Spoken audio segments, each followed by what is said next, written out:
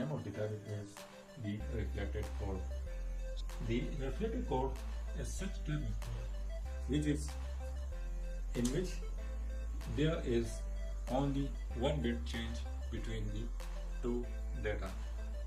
However, so let's discuss it by taking an example. Here we have this data.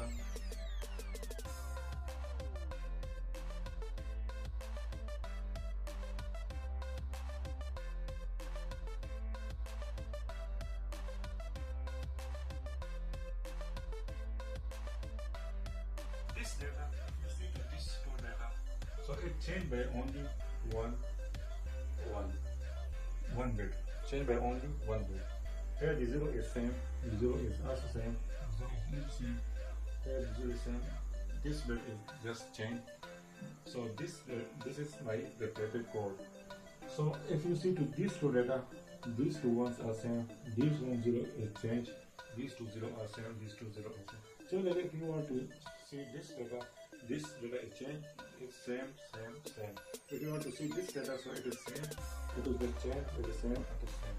So the reflected code is just like a continuous signal, but that is changed just by one bit.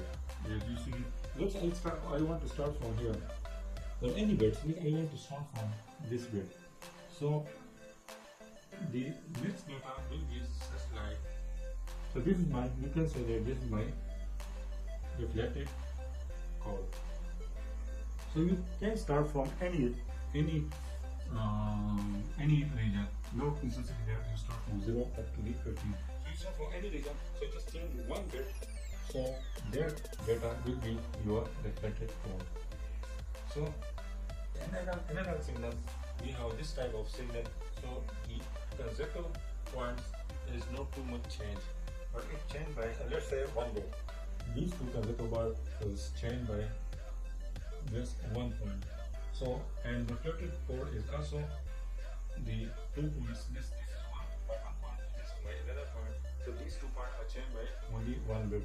So therefore this reflected code is little bit similar to analog signal.